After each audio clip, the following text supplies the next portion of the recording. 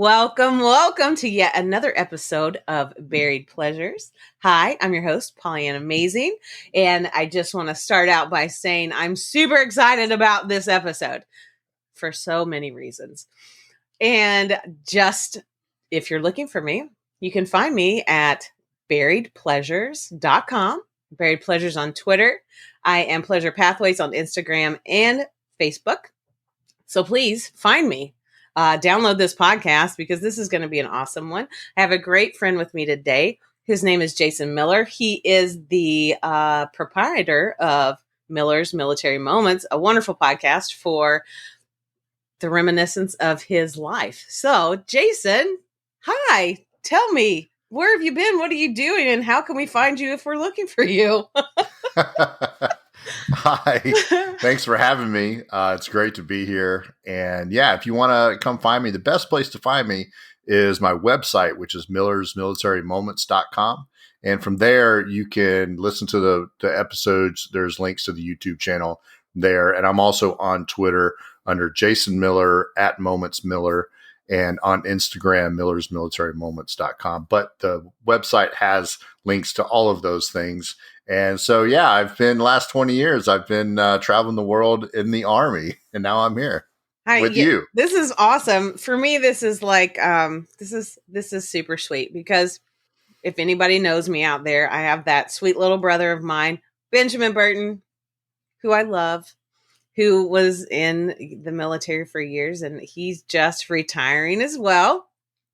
So I'm kind of feeling a little nostalgic about all this. So whenever I found Jayson I think he found me on Twitter, our conversation started out with greatness, and we have so much to discuss about relationships when you're halfway around the world from your partner. So that's kind of how we got to meet each other, was through Twitter. Thank goodness. And I really can't wait to get into this subject. Relationships are difficult enough, but when you throw in the fact that you really don't have control over your own life at the moment because the United States government does, that can make it a little bit tough. So, Jayson, let's talk about your history and who you are and where you came from. How about that? Sure. All right. So a little bit, about my background. Before I joined the Army, I actually was a high school English teacher for 2 years. No kidding. I lived 4 blocks from the beach in Cocoa Beach, Florida. Oh, nice. And I left that with my wife and drug her to Fort Hood, Texas, as our first duty station. So a little bit of interesting tidbit.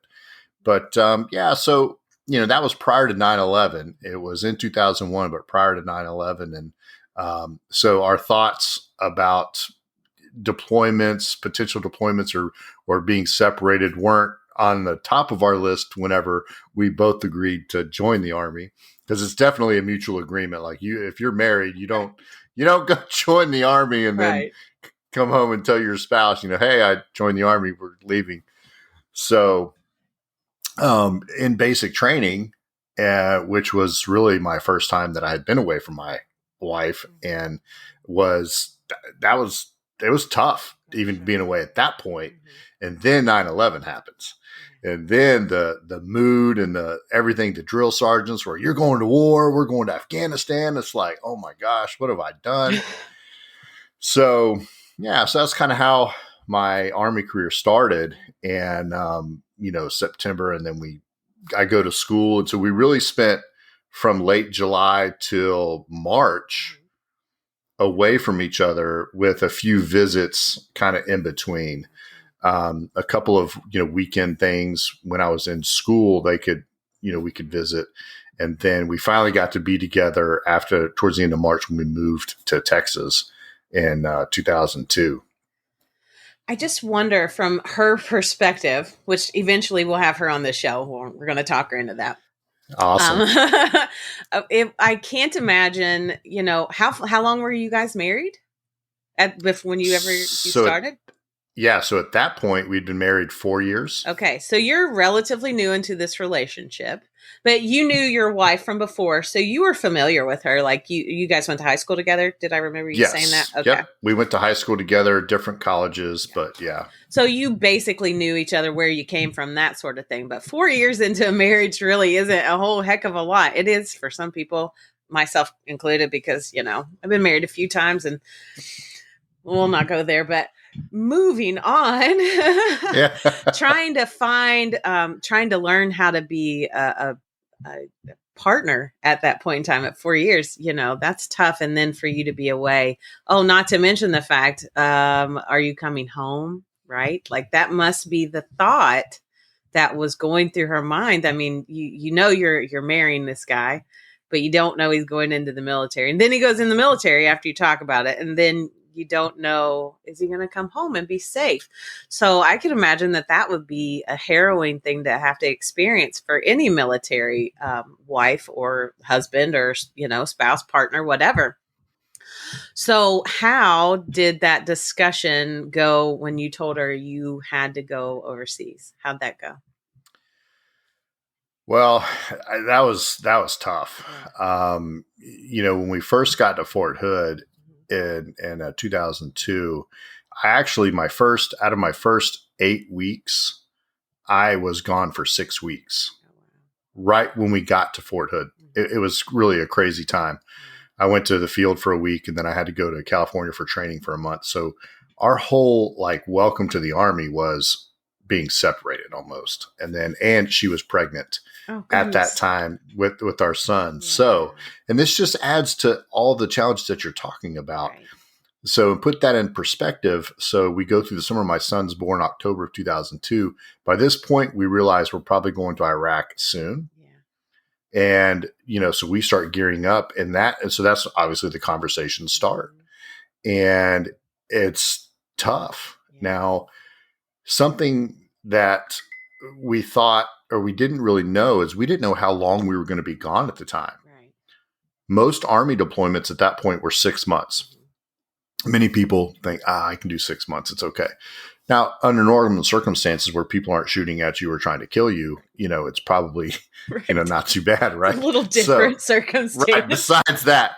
Right. So, but the Army would never say, we're going to be gone this long, wouldn't commit to it. So it definitely was very challenging. And we, kind of talked about, we said, I love you a lot to each other. Like we didn't want to miss the chance to say that and just to let the other person know that no matter what happens, I mean, I'm thinking about you, I care about you, and I just love you. And so another challenge right before we left was I was in the division that was supposed to go through Turkey. Mm-hmm. And I don't know if you remember this, or some other people probably weren't paying too attention to the details, but at the beginning of the Iraq invasion, 20,000 soldiers were supposed to go through Turkey and invade from the north, and then Turkey wouldn't let us.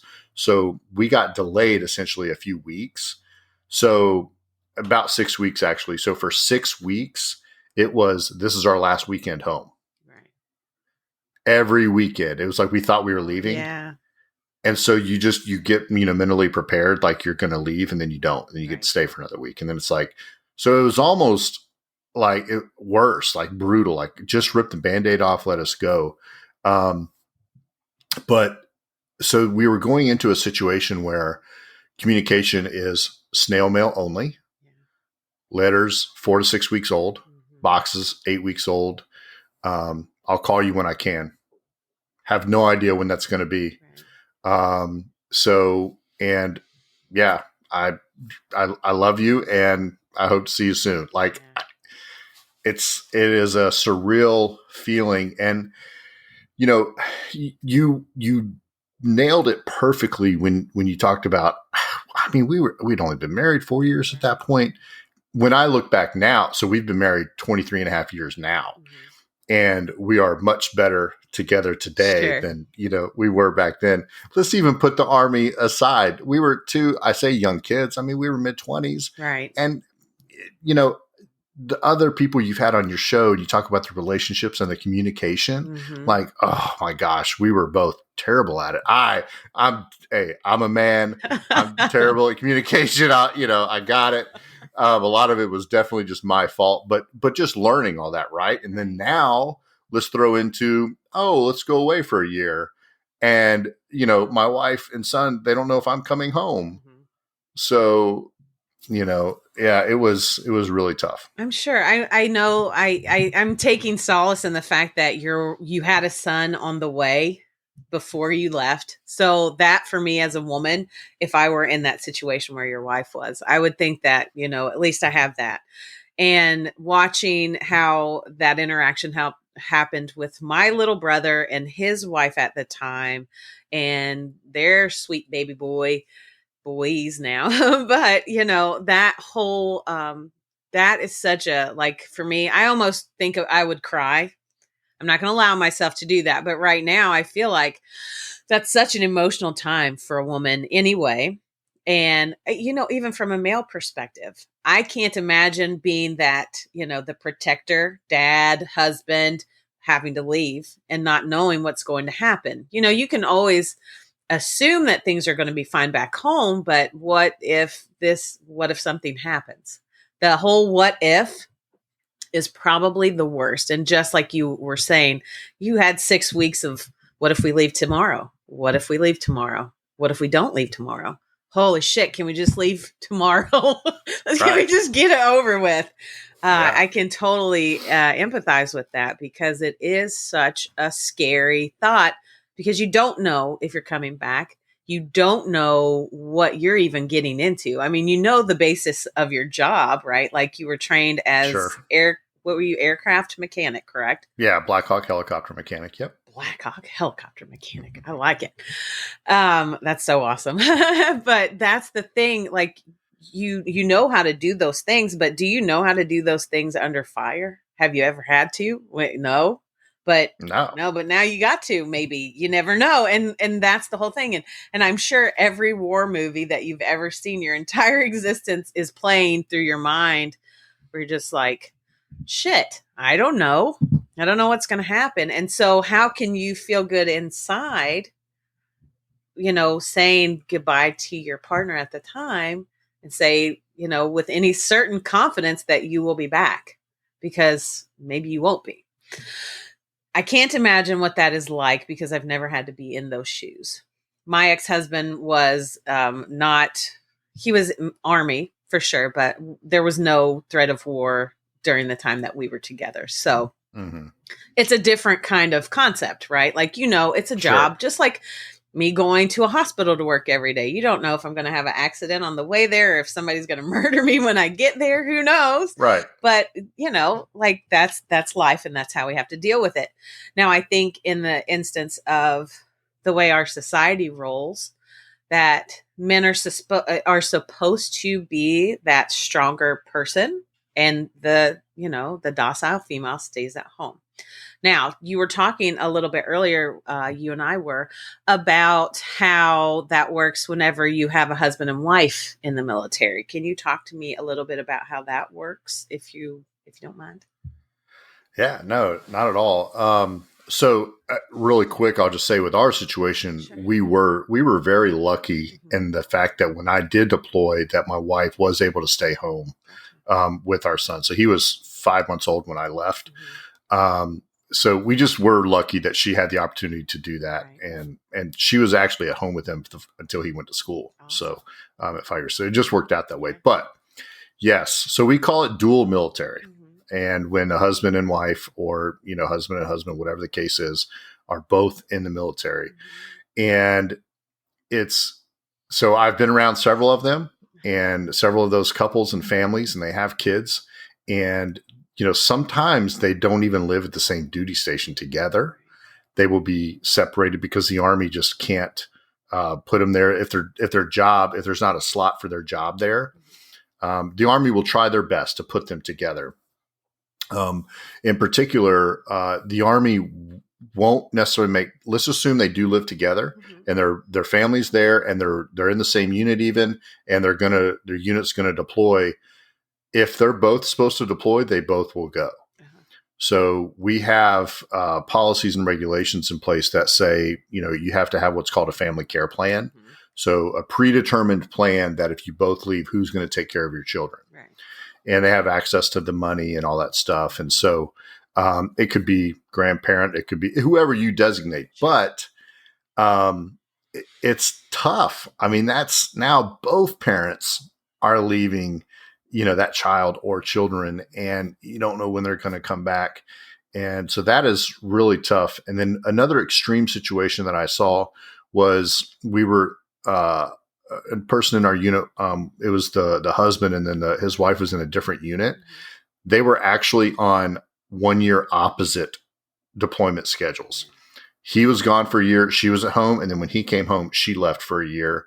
Now, okay, it seems to be okay for the kids, but I mean, what about them and their relationship and then communication? And it was just, that one did not end well. I can't imagine. I mean, you have to foster relationships and you have to think, if I'm going to be gone for a year, I would want my child to stay with its other parent if it could. I totally would. Yeah. And it makes sense in that way. But how tough on a relationship can that totally be? So what do you think for you personally, what was the hardest challenge when it comes to that 5-minute phone call that you might be able to get from, and you're standing there with how many other people waiting for a phone too? How does that work? So, okay, well, I'll tell you. So the first chance I got to call was in Kuwait before we invaded Iraq. There was an Army satellite phone set up. And yeah, there was a line of 100 people and it took 6 hours to get through it. And then the delay was so bad, it's probably almost a 10-second delay. So you almost end up talking over each other. So the end result was, I'm just going to say I love you and I miss you and I'll talk to you again soon. And then, tears. Hey, oh, for sure. Not, absolutely. And there's just, other people waiting. So it's just, and then, cause I decided to sit in that line when I was leaving the next day to head to Iraq. Okay. So I was like, just going to do it. Speaking of, the next 5-minute call was, and not knowing if something was wrong. I actually did a show on this a couple weeks ago on my first call from Iraq because something was wrong with my son. Okay, so I left before the rest of the unit did. And I left, went up there and was there for about a week, and then everybody else came. So somebody else talked to their wife, who had known my wife. Anyway, something was wrong with my son, potentially. Okay. So the command told them not to tell me because there was nothing I could do about it yet until we find out for sure. He came and told me anyway. So now the command's right. So of course I'm worried. This was potentially stuff with his brain, right? And so they had to do some tests. And so it's like, well, there were some civilian contractors that work with us, even that early on in the war, especially in aviation.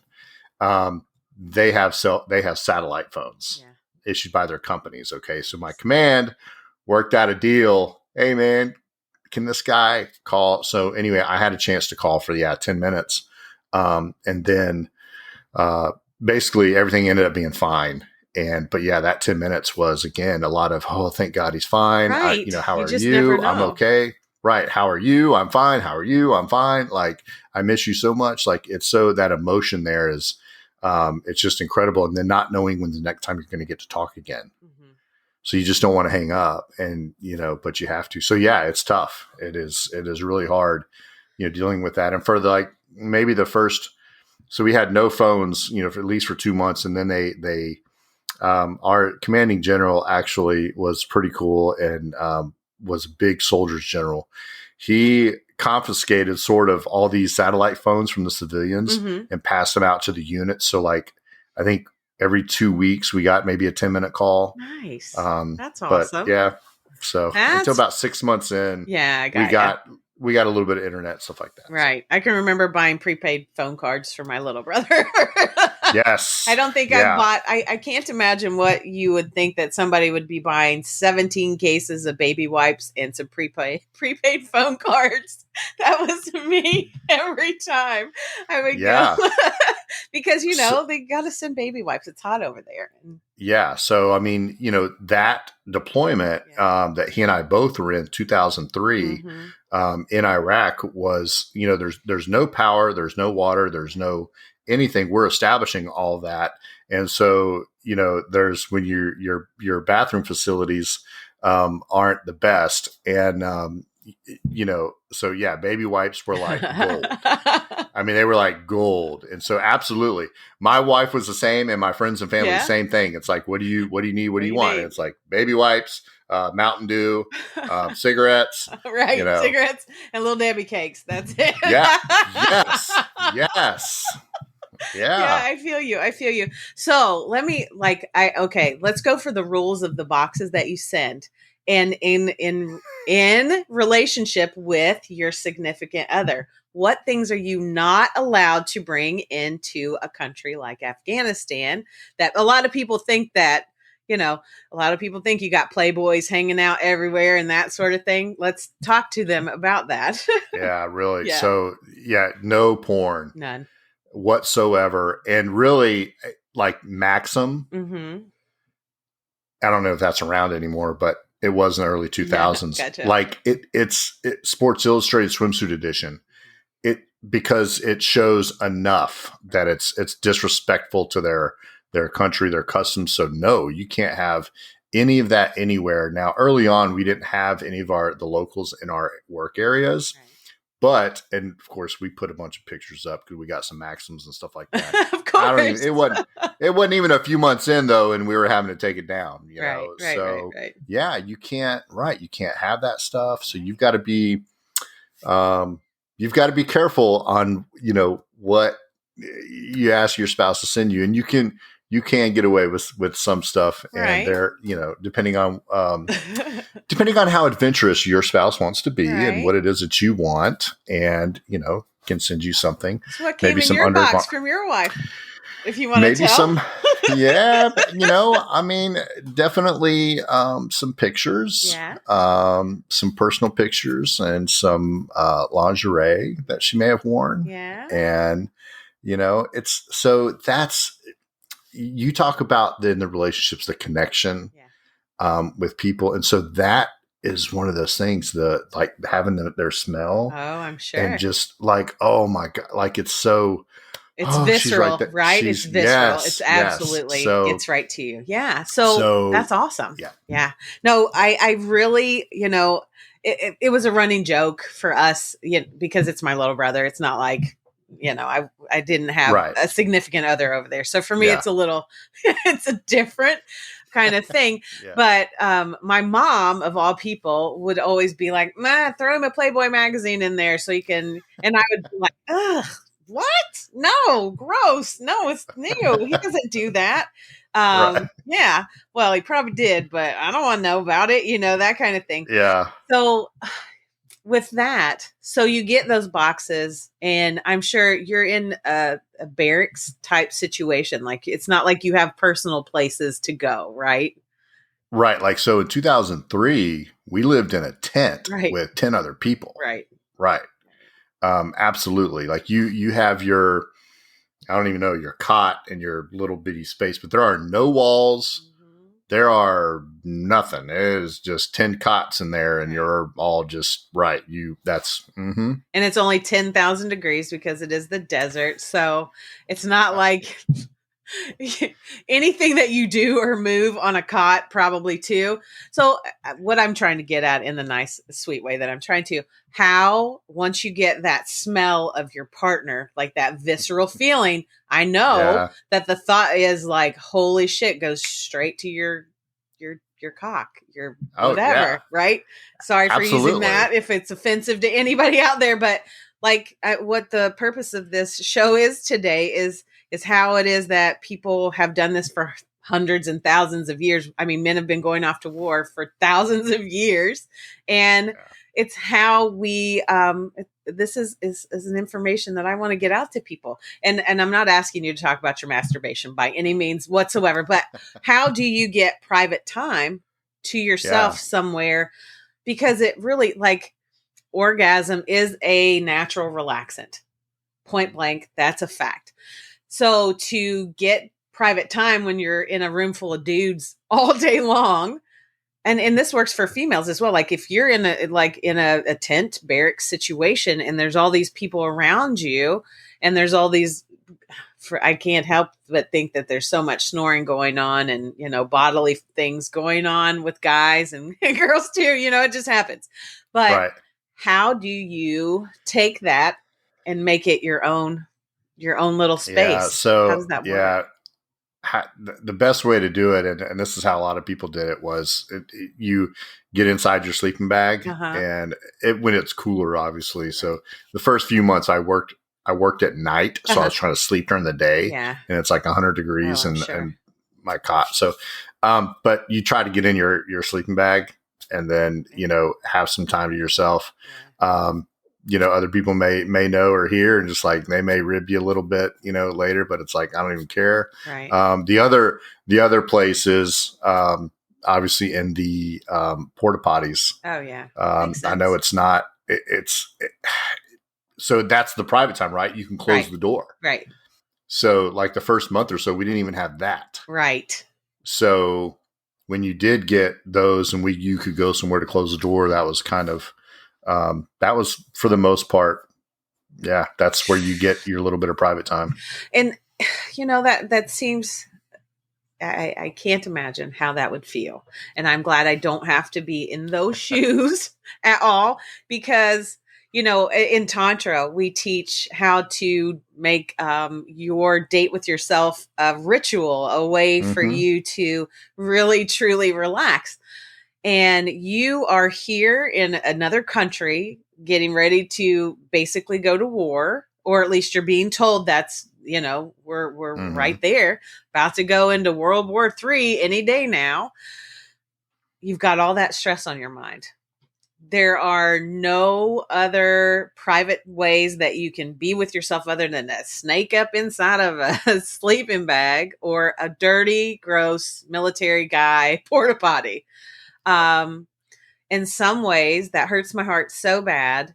And it's, and the thoughts of your partner back home must make you even because as a female, all I'm going to think of is he okay? What is he doing? And that always question in the back of your mind, is he with somebody else? Right. Because we know statistically that infidelities do happen in the military, just like they do in every corner of the world and every job that there is. There's infidelities that go on when people leave the home and meet other people. So tell me an experience that you saw with maybe one of your compatriots that you really felt bad for them. You mean like because of infidelity or... Yeah. So a couple different, I have several stories, but so I will say that after 2003 into 4, the living conditions got a little bit better. And so they were a little bit more of a housing situation, kind of a, we call them chews, but they're like a 20-foot trailer. And, a couple of people live there anyway. So you could have a little bit more private time later on. So it did get a little bit better for that. And then later on, you could get a little bit of internet maybe in your room, and there's some communication happening back home. So that did help. But so 2003, so there's somebody we call Jody. Okay. Have you ever heard of Jody? Maybe. Okay. Jody takes care of our spouses back home for us while we're away. Right. And anyway, that's the stereotype name. And so in one particular case, this young soldier, married this girl and gave her all the account numbers and in the house and everything. And after like 6 months, she stopped responding to letters, to any kind of communication. And so there was some, basically, hey, can we get some assistance from somebody in the family readiness group to maybe check on her, right? Health and welfare check, see how she's doing. Gotcha. Drained his bank accounts, changed the locks on the house, was already shacking up with another guy in the house that he was paying rent for. Oh my gosh. So that's a Jody right there. That's who we call Jody. Gotcha. And, so that happened, and so they obviously got divorced when he got home, and you know, that was already like his third marriage, I think, at that point. But you know, definitely. And so another instance while we were over there, Hmm. this young soldier who had a beautiful wife and two kids back home, he somehow found some private time with another female soldier, Gotcha. and actually got her pregnant. And then that's how they got caught, because she couldn't be in theater; she had to go. Sure. So he had to call his wife and tell her. The commander made him tell her Oh, over I'm the sure. phone.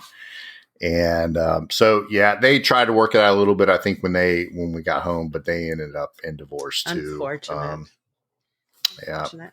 I can't imagine that being in a stereotypical husband wife, or husband wife wife whatever relationship, and being so far away and not knowing, it's just one of those things, because your mind plays tricks on you, right? It does. It You're does. not around, and in just like you were saying, I've heard so many stories just like the one you were just talking about. Mhm. And you have that, like, how many times did you sit there and think, well, I'm over here in the desert, I might die, my wife's probably with the Jody back home, holy shit, what am I supposed to think? And then you really do lose control of how your feelings are after that, until you get to talk to them again, and then you get that Mhm. burst of dopamine.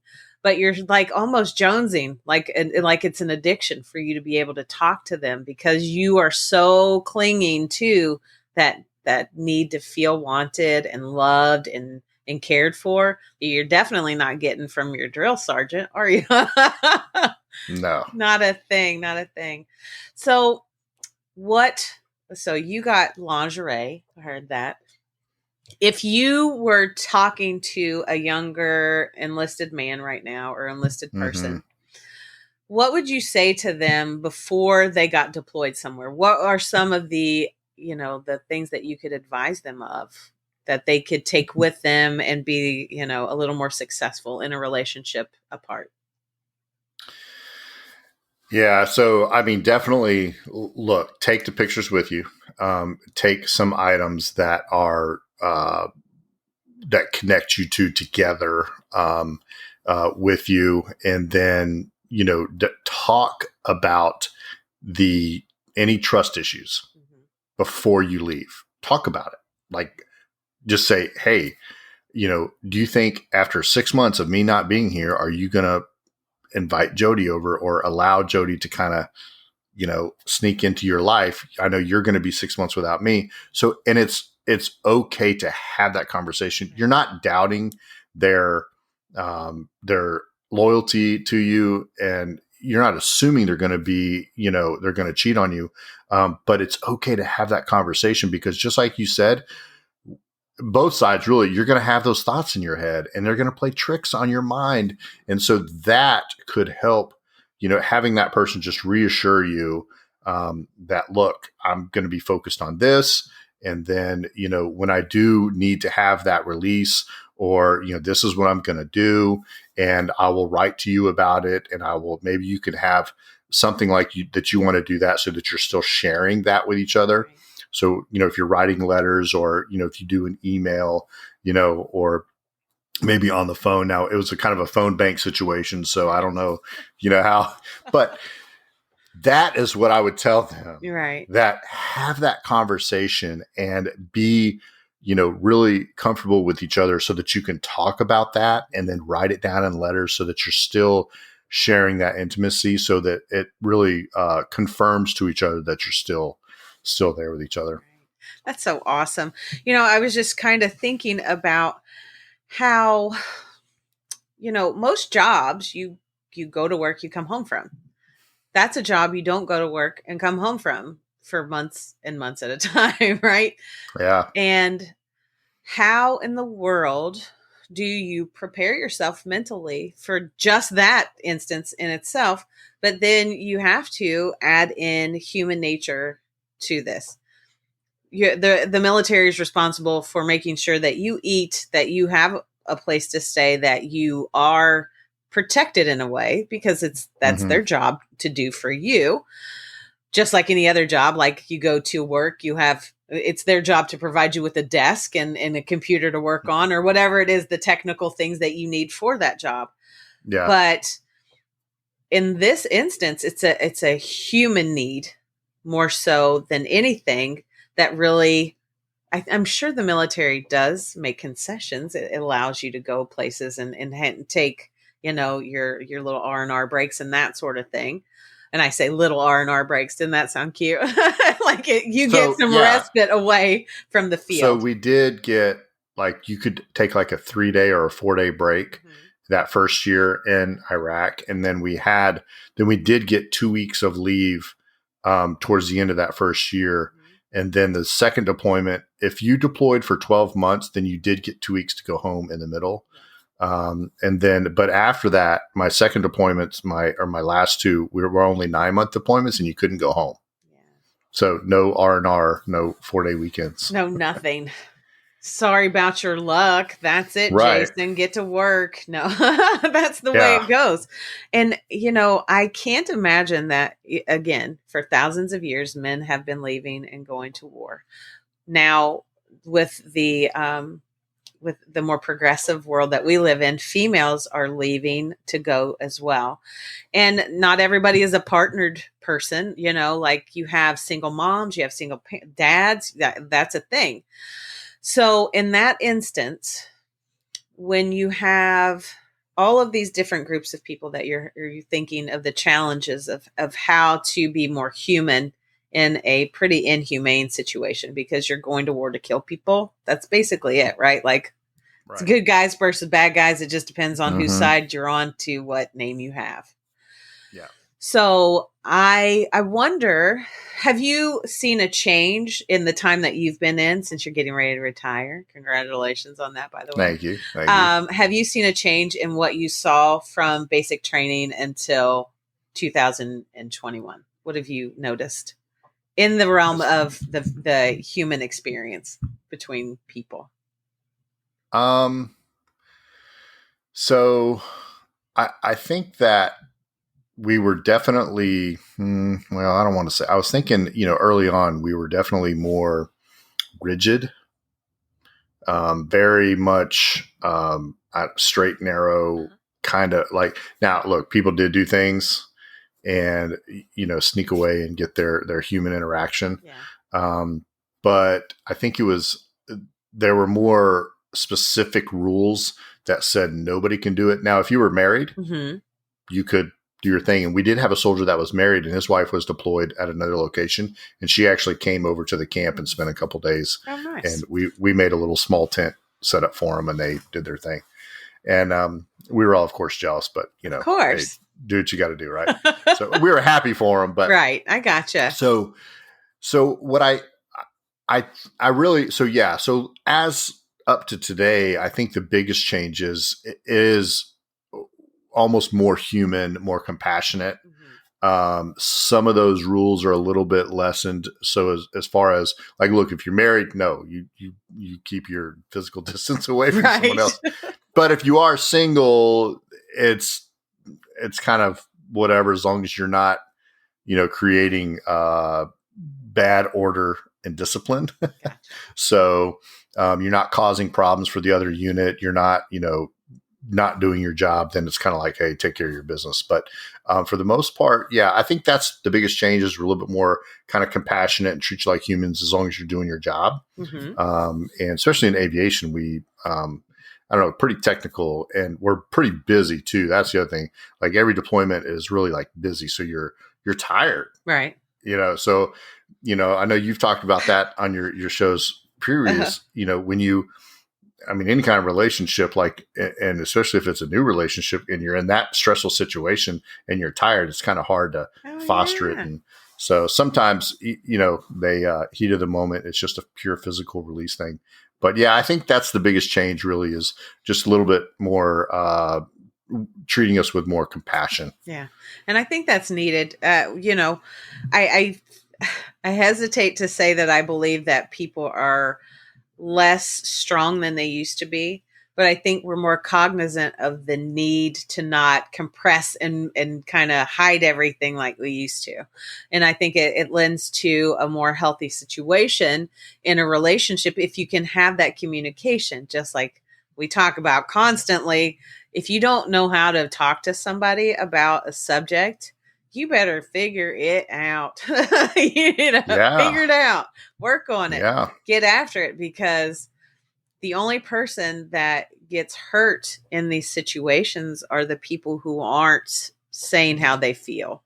Hmm. It's sad to think that we have been taught our lives to be kind to people and not hurt their feelings. But if I were in the situation that I thought that I'd met somebody and my spouse is overseas or, away for whatever TDY, whatever you need to do, you that thought is I should probably pump the brakes a little and I need to talk to that significant other because maybe they're feeling the same way while they're gone as well. And there's no shame in ending a relationship on a good note, and not to say that this is an end to relationship, but this is just another scenario in the fact that I also know some military friends of mine that are in open relationships.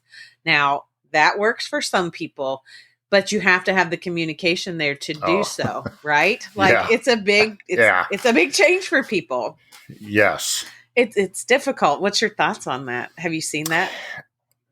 I don't think I have seen any open Yeah. relationships. And I think because it's really um, taboo, Gotcha. the military is still pretty strict socially. So, I mean, we have, opened up some doors. But so the other thing that we've really been conditioned to in the military, and especially I think on the whoever is staying at home, Yeah. is you don't want to give bad news to the person that's downrange. Right.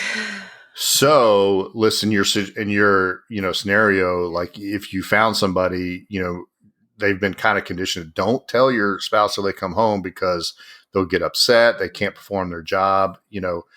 People could get hurt. I mean, Right. so that's also another challenge. They could be playing this fake game until you get home. Oh, surprise! Jody lives here.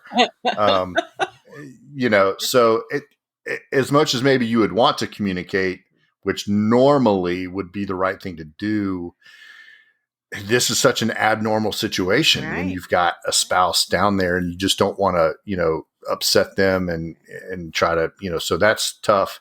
And then, when you talk about the communication of being able to talk about different subjects. So when you come home, Mm-hmm. I mean, and we compartmentalize things. Yeah. And, so when we're gone, I'll tell you from personal experience. So a lot of times, like, that's what I'll do. I will, put my nose to the grindstone and I just go right out, work, do my job, work really hard, do what I've got to do, keep myself busy, Yeah. and focus on that until I can think about my spouse and family. But, yeah, it's tough. So we're moving from that part of tough over to my thoughts and your thoughts as well on the PTSD aspect of coming home and talking with your partner. Now, you don't have to give up any kind of extra special anything for me, even though I know you want to. Um, and I'm making light of this just because I know this is a very difficult situation for people to talk about. We all have our own, post traumatic stress. We all do. Mhm. Our brain can disconnect just like that based on our brain's inability to handle the situation that we're going through. And I have encountered several military friends in my past that I really don't even I don't know that I can't help them like I would like to, because I feel like when they're telling me this story about, this tragic incident or that tragic incident, I don't know what that's like. I can't step into those boots. Talk to me about how readily you were to talk to your spouse about issues that happen to you that may make you feel a little more sensitive, or maybe made you feel like maybe you shouldn't talk about it? Well, my story is rather simple. I didn't. Yeah. And I'll elaborate on that. But so I compartmentalized it. And when I came home, I pushed it all away. We definitely jumped into the honeymoon period. Yeah. Welcome home. It's great. And very rarely would I talk about any of the sad or disturbing incidences. And so for me, I am diagnosed officially with chronic PTSD, major level depression, anxiety, and all related to, my time in service and certain events. But the not, so it's interesting to me, but it's really, there's a lot more people like me than there aren't, Right. meaning that mine isn't a one event that was like a particular firefight where people died or, some crazy situations like that. It was cumulative, stressful and tragic events that just kept piling up. And I did what I just told you I did when I got home the first time. I would just compartmentalize it, push it all away, push it all away until finally, it's like all the little penguins on the iceberg. I mean, you can only put so many on there and then they're going to start falling off, So, I mean, Gotcha. I saw too much tragedy and I did not share it with my family. I kept it all in. And so the last 2 years, I have been through a lot of therapy, and have grown with my family, so much more because 2 years ago we were at a low, to be honest with you, and we've grown from there. And it's really all stems from my inability to communicate, my inability to feel, to talk and just, I held it all in. So I had to work on myself and then figure out those things. And before I could start sharing some of these stories, and I still, at the guidance of my, counselors and therapists, I said, you don't have to tell them all the details, and, you don't have to share everything. Civilians don't understand a lot of that stuff. So it's okay to not give all of the details. Like, you can just tell them generally the story. And so that's what we did. And I started to share things with them. Well, obviously it helped, right, when we talk about communication. Yeah. And so because now they can understand why I was so upset, or, why I'm so irritable, and then why I would get so sad at certain times. And, they would, because often they would feel like they just didn't know what to do. Right.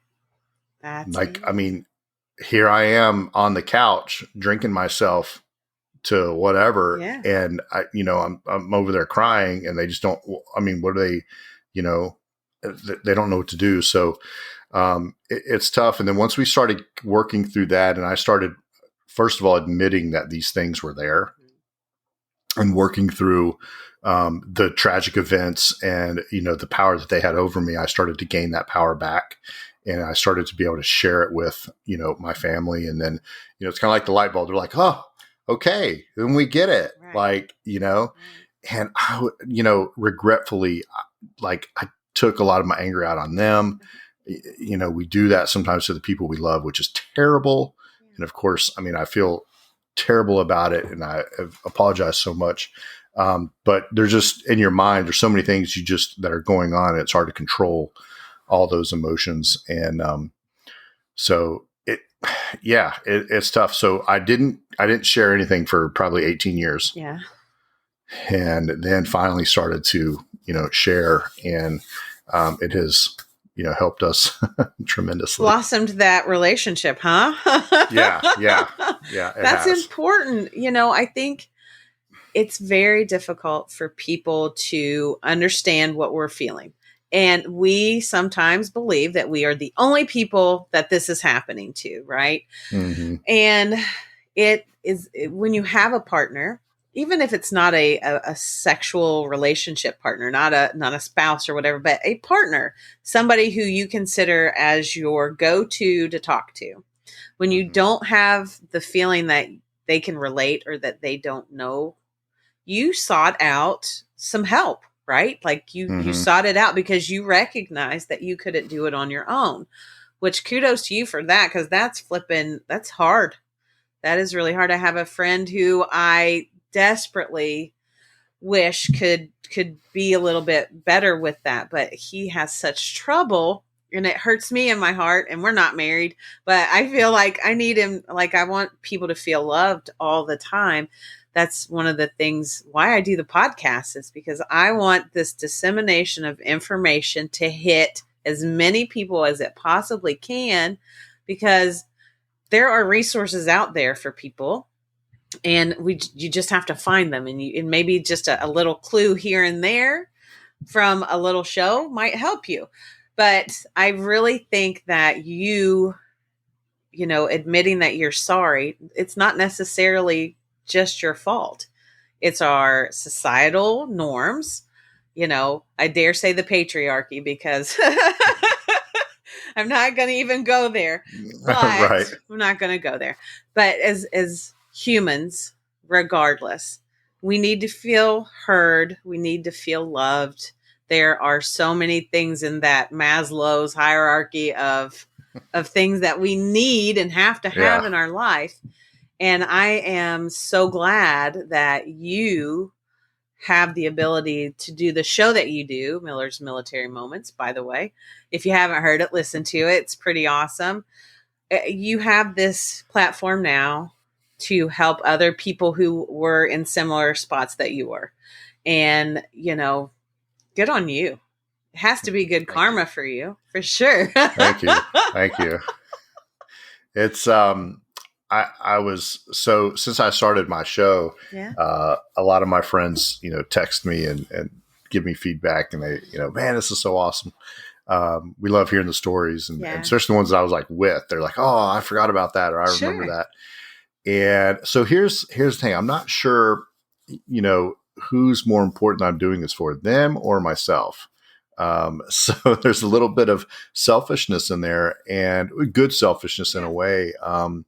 It really is. I started to write a book, by the way, and then I was convinced to do the podcast to tell my story. The book will come later. It's okay. Yeah. So I couldn't figure out the dialogue in the book, or the emotion, or the facial expressions, so that's why, hey, the podcast and then the video, like, you can see, and hear me telling about those moments. So, it's been great for me, for sure too. And then, it's nice to, hear the feedback from them, and when they're saying, oh, this is great, I'm really glad you're doing this. And then, when I do talk about the PTSD and, how I've dealt with it, I'm like you in your message to your audience. It's, if I can help somebody, learn something from my story to be a little bit better, because I had suicidal thoughts in 2014.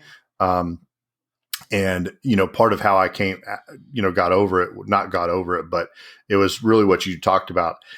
My family made me feel valued, that I was important. And those inner 3 to 5 people to me are the ones that ultimately, a therapist can say what they want, and they can help me, and they can push some drugs on me. But it was those people that, because that's essentially what I was feeling, that my life was no longer valuable. And so they made sure to make me feel like that. So that is one of the things I really stress to people in those situations. It's not them to reach out. It's those inner 3 to 5 people to reach to them. Say, look, let them know that their life is valuable, and tell them and show them in specific ways so that they can see it. Because when we're down in that dark hole like that, we don't see any light. Right. I mean, there is no light down there. So you've got to bring that to us. So anyway, yeah, it's definitely been a great experience so far to do that, to be able to share, some of the stuff. And I hope, I help one person. I think, well, you helped me the heck of a lot. I'll tell you that right now. By the way, guys, Jayson's my new little brother too. We're going to be best friends now, just because we are. Yeah, for sure. I have so much more things that I want to talk about, that on our next episode, we're definitely going to talk about. But for right now, we're going to wrap up a little. I want you to tell me, what was the one thing that you missed about your wife the most while you were gone? It's her hugs. Oh, you like some hugs? Yeah, it's the I mean, it's the physical contact, Yeah. and the the closeness, the arms around each other. It's so I'm almost 6 foot tall. She's 5'7". It's a little bit shorter, and she fits. Kind of like right in here. I absolutely And know how that fits. Yes, it I just do. yeah. So we do. This is another little funny thing. Yeah. We call it, our morning dances. And sometimes I get up first, sometimes she gets up first. Anyway, when we meet downstairs and we give our morning hugs and we, just That's kind the of dance. best. So yes, that was the one thing I really, really missed was the hugs. Yeah. That's awesome. That makes me almost tear up. Look, I've been trying to not get emotional through this whole thing. I've done really well today. You have. I'm going to brag on myself. Today, I'm doing really well. Jayson, it has been a pleasure. It's a privilege to have met you. I think the world of you, and I've only known you for a little bit. So I can't wait to see us in a couple of years down the road, helping more people to be able to communicate their feelings in whatever way we need to. I think it's going to be great. And the next time we're going to talk about more stuff regarding sexuality in the military. It's going to be great for you guys who are out there listening right now. So Jayson, one more time, can you let people know where they can find you? Yeah, thank you. And thanks for having me again. Sure. It has been, it's amazing meeting you too. And I'm excited about what's to come in the future. And we're going to do some amazing things for people out there. I really do believe that. Most definitely. But hey, you can find me at millersmilitarymoments.com. That's the best place to find me. And there's all the links to all of my different places. And it's got the intro and the podcast and the YouTube channel that you can go and watch the videos. And if you haven't seen one, I love to talk with my hands. So, and I have know what to do with his hands. I have no idea. So check out the YouTube videos and, you can see my facial expressions and me talking about my hands. So yeah, but thank you. And for all those people out there that aren't watching, that are listening, I am a regular Madonna Vogue model with my hands. Fact. But also, guys, you can find me again at berrypleasures.com. You can find the podcast on there. You can go to any of the major podcasting platforms. I am on Facebook and Instagram as Pleasure Pathways and on Twitter as Berry Pleasures. Please search me out. Find me. I would love to talk more about love and the things that go with it. So, and we are a part of the Just Some Podcast Media Group. That includes my show, Berry Pleasures, and also Just Some Podcast for Advanced Practitioners and the lovely and talented Nurse Papa. So please give a listen. That's my shout out for them.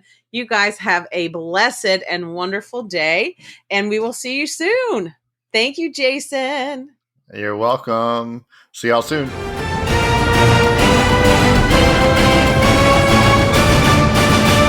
Just Some Podcast Media.